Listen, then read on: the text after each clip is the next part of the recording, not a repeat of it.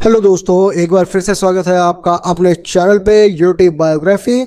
आज की कहानी की शुरुआत कुछ ऐसे होती है कि एक छोटा सा लड़का जो गांव की गलियों में मसाले बेचता था, आज देश की सबसे बड़ी कंपनी का जनक बन गया। क्या आप जानते हैं, एक ऐसा समय था जब सरकारी संस्थान भी इस आदमी के आगे झुक गए थे, जिसे अंग्रेजी नहीं आती थी, लेकिन उसने इंग्लैंड के बाज़ार में भी अपना रुतबा जमाया और इंग्लैंड के बाज़ार को भी अपने इशारों पर नचाया। उस पर घोटालों के आरोप लगे, लेकिन हर बार वो मजबूत और मजबूत होकर उभरा। कौन था ये आदमी जिसने दुनिया को सिखाया, सपने पैसों से नहीं, जिद और जुनून से पूरे होते हैं। नाम है धीरू भाई अंबानी। लेकिन ये कहानी किसी फिल्म से कम नहीं। आइए चलते हैं उस सफ़र पर जहां एक चाय बेचने वाला अरबों का साम्राज्य खड़ा कर देता है और रास्ते में मिलता है विश्वासघात, घोटाले, सफलता और इतिहास। तो कहानी की शुरुआत होती है भाग एक सपने की शुरुआत, छोटे गांव से अरबपति बनने की नींव। धीरू भाई अंबानी ये नाम अब सिर्फ एक व्यक्ति नहीं बल्कि सपनों का प्रपाय बन चुका है। उनका जन्म 28 दिसंबर 1932 को गुजरात के एक छोटे से गांव चोरवाड़ में हुआ। पिता स्कूल टीचर थे। घर में आर्थिक तंगी थी, पर बालक धीरू के भीतर एक असाधारण आत्मविश्वास और बड़ा सपना था।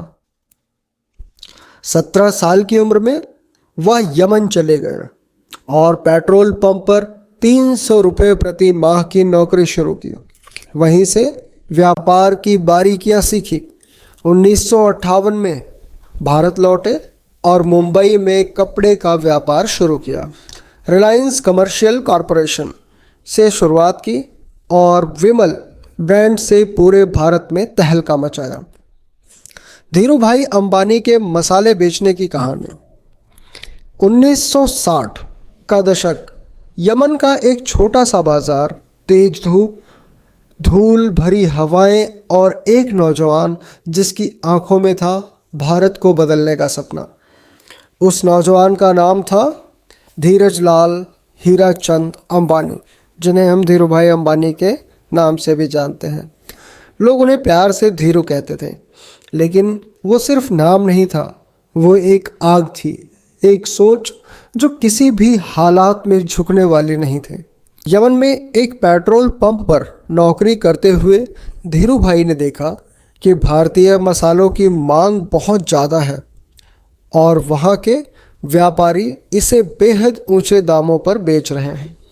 यहीं से दिमाग में एक विशेष बिजनेस आइडिया पैदा हुआ, क्यों ना भारत से सस्ते मसाले मंगाकर यमन में बेचे जाए। लेकिन क्या ये आसान था?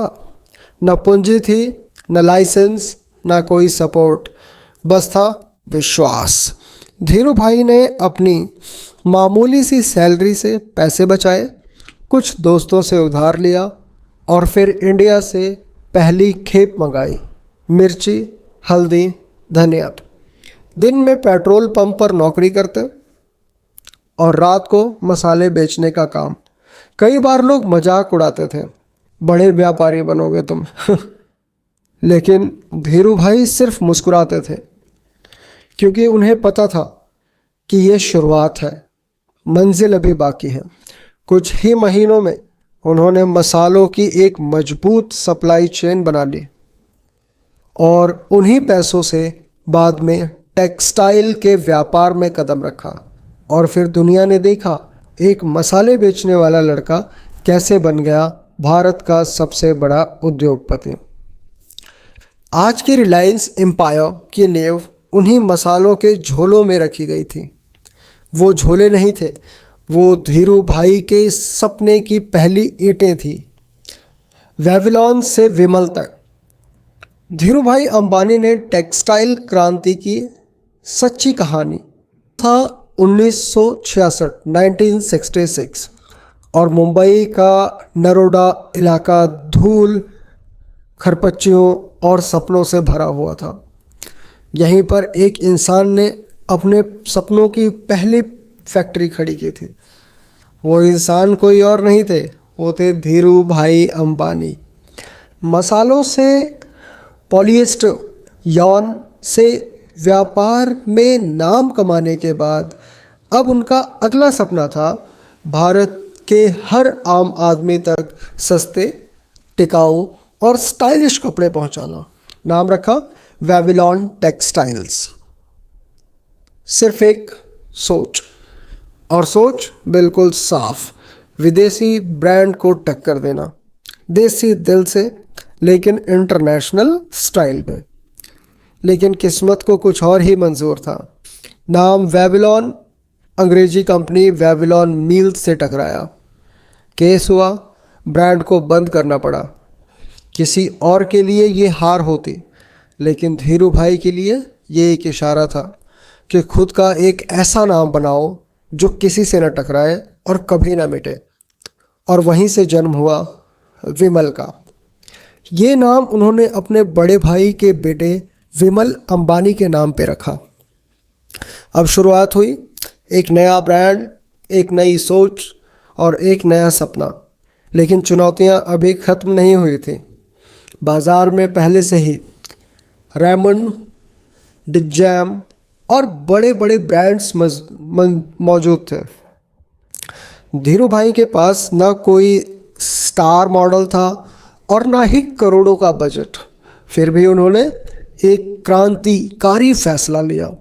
विमल, a tradition of trust, only Vimal, ये टैगलाइन बन गई देश के हर मध्यम वर्ग की पहचान। टीवी पर अमिताभ बच्चन से लेकर क्रिकेटर्स तक सबने ओनली विमल पहना और भारत के गांव-गांव में लोग कहने लगे ओनली विमल। वो सिर्फ कपड़ा नहीं था, एक क्रांति थी और उस क्रांति का जनक था श्री धीरू भाई अंबानी। उन्होंने साबित कर दिया कि अगर सोच बड़ी हो तो नाम बदलने से किस्मत नहीं बदलती, बल्कि इरादों से इतिहास लिखा जाता है। भाग 2, रिलायंस का उदय और शेयर बाजार में तूफान। 1977 में 1977 उन्होंने रिलायंस को पब्लिक लिमिटेड कंपनी में तब्दील किया। उन्होंने आम भारतीयों को पहली बार शेयर बाजार से जोड़ा। जहां बड़े उद्योगपति केवल उच्च वर्ग के शेयर बेचते थे, वहां धीरू भाई अंबानी ने छोटे निवेशकों को ताकत दी। लोगों ने भरोसा किया और उनके शेयर ने रिकॉर्ड तोड़े। पर सफ़र आसान नहीं था।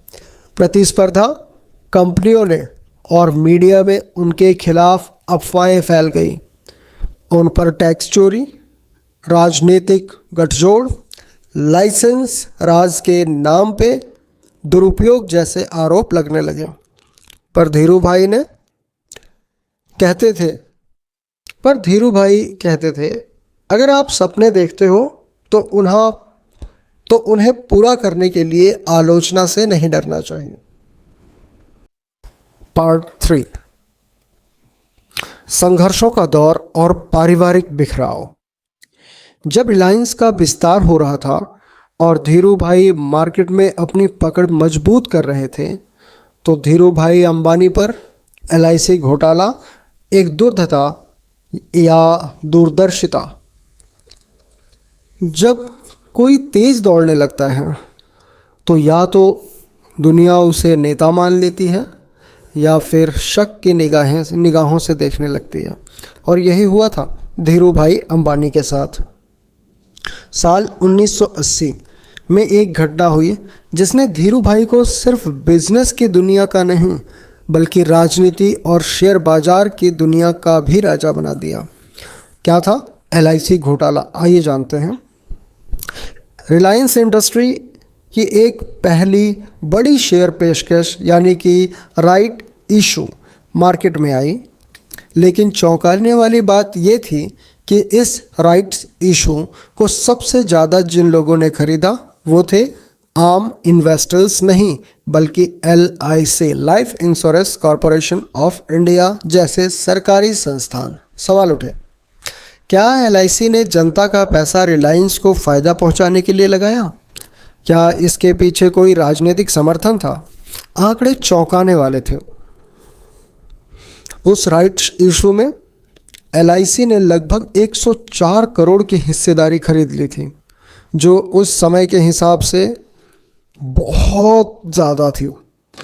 आलोचकों का कहना था कि रिलायंस के शेयर मार्केट में गिरने के बाद भी LIC ने ज़बरदस्ती उनके स्टॉक को सपोर्ट किया था, ताकि आम जनता के सामने धीरू भाई की छवि सफल बिजनेसमैन की बनी रहे। विरोध और विवाद, देश में राजनीतिक हलचल मच गई। मीडिया में हेडलाइंस बनी, Reliance buys the government, LIC becomes Dhirubhai's ATM. विपक्षी पार्टियों ने संसद में सवाल उठाए।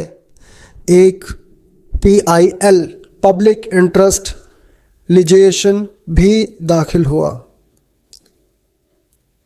मगर धीरू भाई हमेशा की तरह शांत रहे। उनका सिर्फ एक जवाब था, अगर देश की सबसे बड़ी बीमा कंपनी मुझ पर निवेश कर रही है तो इसका मतलब है उन्हें मेरे विज़न पे भरोसा है। नतीजा क्या हुआ? कोई बड़ा कानूनी एक्शन नहीं लिया गया, ना कोई मुकदमा, ना कोई सज़ा। धीरू भाई पहले से भी ज़्यादा ताकतवर बनकर उभरे। उन्होंने दिखा दिया कि ट्रस्ट, स्ट्रेटजी और पॉलिटिकल मैनेजमेंट से कैसे एक कॉरपोरेट समाज खड़ा किया जाता है। इस कहानी से हमें क्या सीख मिलती है? इस कहानी से हमें ये सीख मिलती है कि 1980 और 1990 के दशक में रिलायंस एक में के बाद एक सेक्टर में उतरी, that is petrochemical, energy, textiles और दूरसंचार यानी कि टेलीकॉम। पर इस समय धीरू भाई को पैरालिसिस का अटैक आया, स्वास्थ्य गिरा और धीरे धीरे बागडोर बेटों को यानी कि मुकेश अंबानी जी और अनिल अंबानी जी को सौंप दी गई। धीरू भाई ने दोनों बेटों को बराबर का उत्तराधिकारी बनाया, पर समय के साथ साथ मतभेद सामने आने लगे। कंपनी के अंदरूनी झगड़े और मीडिया में चर्चा तेज हुई। धीरू भाई हमेशा परिवार को एक रखने की कोशिश करते थे। उनका मानना था कि सपना बड़ा तभी साकार होता है जब सब एक साथ चलें। पार्ट 4, विरासत और अंतिम विदाई। 6 जुलाई 2002 को भारत ने अपना सबसे बड़ा सपना देखने वाला बेटा खो दिया। धीरू भाई का निधन मुंबई में हुआ। उनके अंतिम संस्कार में हजारों लोग शामिल हुए, नेता, उद्योगपति, आम जनता और वो लोग जो उनके शेयर से करोड़पति बने थे। आज रिलायंस इंडस्ट्रीज सिर्फ एक कंपनी नहीं, बल्कि भारत के विकास का प्रतीक है। जियो, रिलायंस, रिटेल, पेट्रोकेमिकल, ये सब उसी एक व्यक्ति की दूरदर्शिता का परिणाम है। अंतिम शब्द, धीरू भाई अंबानी की ये कहानी सिखाती है कि अगर आपके पास सपना है तो रास्ता खुद बनता चला जाएगा। गरीबी, आलोचना, बीमारी, ये सब बाधाएं हैं, रुकावटें नहीं। और सबसे बड़ी बात, सोच हमेशा बड़ी होनी चाहिए। धीरू भाई की सोच आज भी देश के हर युवा को प्रेरणा देती है कि सीमाएं सिर्फ दिमाग में होती हैं। तो दोस्तों, उम्मीद करता हूं कि आपको भी धीरू भाई अंबानी जी के इस जीवन चरित्र से बहुत कुछ सीखने को मिला होगा। आपने इस कहानी से क्या सीखा, इस सच्चाई से क्या सीखा, प्लीज़ हमें कमेंट सेक्शन में बताइए। वीडियो पसंद आई तो वीडियो को लाइक कीजिए और हमारे साथ बने रहने के लिए वीडियो को सब्सक्राइब करें, ताकि लेटेस्ट वीडियो की अपडेट आपको मिलती रहे। साथ ही प्रेस करें बेल आइकन। तब तक के लिए हमारे साथ बने रहिए और देखते रहिए YouTube biography. Thank you so much. जय हिंद, जय भारत।